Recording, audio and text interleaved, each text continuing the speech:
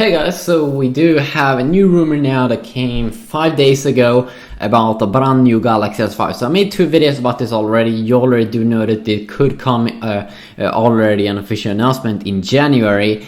And then I made another video. I don't remember what I talked about in that video, but it was something with the Galaxy S5. I made it like a week ago. You can check that video out as well if you would like. Today we have a rumor, or that thing 5 days ago, that something inside of Korea is saying that we could see the Galaxy S5 to be waterproof and dustproof, same as Sony is doing with their waterproof high-end flagship devices like the Sony Xperia Z and the C1. So this means that you would be able to, the next flagship Galaxy S device could be water and dust proof.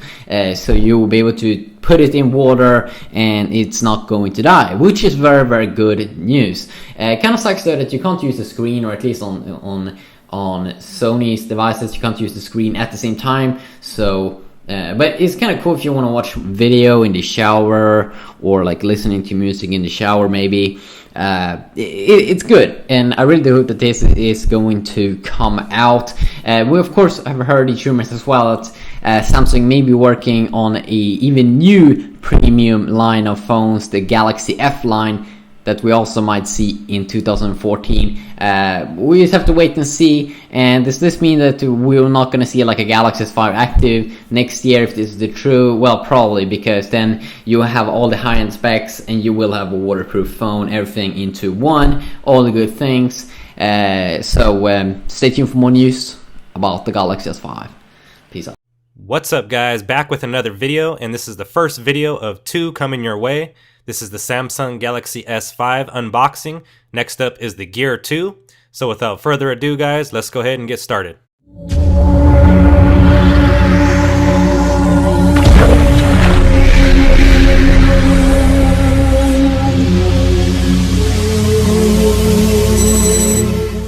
So I'm super excited to unbox this Galaxy S5 guys, and you guys should be too, for the simple fact that I'm going to be giving away this S5 if we reach 500 likes on this video, so be sure to smash that like button down below. Now in terms of the unboxing, we have our unit itself along with a little bit of literature coming straight from Samsung, getting us more familiar with our device. We also get an included pamphlet showing us how to transfer information from an iPhone to a Samsung product, and also our warranty guide. Next we have some included Samsung earphones which appear to be of decent quality.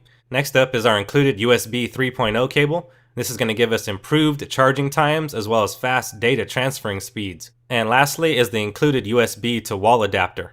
I'm going to be bringing you guys some extensive coverage, including a full review of the Samsung Galaxy S5, so if you're not yet a subscriber, now's a great time to become one. I'm also going to be giving away the Samsung Galaxy S5 here on the channel to a lucky subscriber if we reach 500 likes on this video. So once again guys, smash that like button down below, and also leave a comment down in the comments section and let me know why you would like to win the S5, and let me know what your favorite feature is. I'm really looking forward to bringing you guys extensive coverage of the Galaxy S5. We have a 16 megapixel rear facing shooter now, and we also have 4K capabilities, so we'll be bringing you guys coverage on that. Let me know down in the comments section what other videos you would like to see on the Galaxy S5. Anyways guys, that's going to do it for me on this one. Thank you guys for watching, and I'll see you guys on the next one.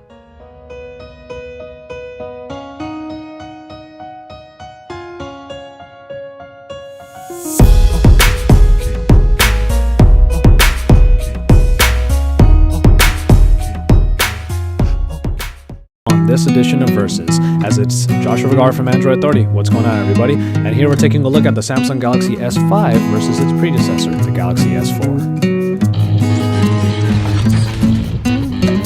The Galaxy S5 is slightly larger and thicker than its predecessor, due in large part to that big display. And the phone is also about 15 grams heavier. But the S5 does move away from the glossy feel of the S4, as Samsung has opted for a soft touch material for the back. On the front, we do still have the same layout, but instead we have a change from the menu button of the S4 to a recent apps button for the S5. Now, one thing that the Galaxy S5 can definitely boast over the original S4 is its water and dust resistance. An IP67 certification helps it really stand the elements. As far as the screens go, we do have a slightly larger screen on the Galaxy S5, the Super AMOLED screen coming in at 5.1 inches, compared to the 5-incher that was on the Galaxy S4. Yes, these are essentially identical screens, however, and that means that you have some oversaturated colors, but overall really good and enjoyable performance in that user experience for the display. While we do see a big update in the processing package for the Galaxy S5, we will say that the Snapdragon 600 that was originally in the S4 is still doing a great job even to this day, and that should only mean that the Galaxy S5 will really set a higher bar when it comes to processing power. But then when we move on to the hardware department, we will find that the Galaxy S5 does have a slightly larger battery, jumping from the 2600 mAh unit in the S4 to the 2800 mAh unit on the S5. What we will say, however, is that the Snapdragon 805 in theory should be more power frugal, and also Samsung added in quite a few options for power saving. When it comes to the new features, however, everything that came from the S4 does make it to the S5, and then you have the additions of the fingerprint scanner, which is a slide type, and also the heart rate monitor that's found on the back. When it comes to the cameras, we do see that the 13 megapixel unit on the Galaxy S4 is looking to be trumped by the 16 megapixel ISOCELL sensor that has been introduced in the Galaxy S5. This is a sensor that is supposed to take pictures with less noise and even in low light conditions produce a very nice picture.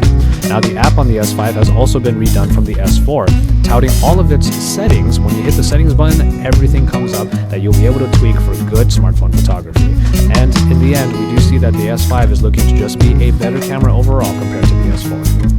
And finally, when it comes to software, we were really hoping that there was going to be a big evolution from the S4 to the S5 when it comes to TouchWiz. Unfortunately, some of the aspects of TouchWiz were changed, but not enough in order to make it really feel like a big difference. The inclusion of a recent apps button on the S5 does allow it to have a little bit more multitasking that is more easily accessible, as you can just jump in and out of apps very easily instead of having to hold the home button in the S4. And finally, the My Magazine UI has been brought to the front and is now a second screen all the way on the left, much like a Google Now in stock Android. So it does change a few of the aspects, but in the end, TouchWiz still pretty much looks like TouchWiz. So if you were expecting a big change between the S4 and S5, you probably didn't get it here. In the end, both of these phones do represent some of the best that Samsung has had to offer, and in terms of the S5, it just continues that tradition. Whether or not all of the new things are going to be useful for you is definitely a question that you can answer for yourself, but the S4 is definitely no slouch, so it doesn't deserve to just be dismissed in this comparison. We have a lot more coming on the Samsung Galaxy S5, so make sure you stay tuned to Android Authority as we report it all to you from the Mobile World Congress here in Barcelona, Spain.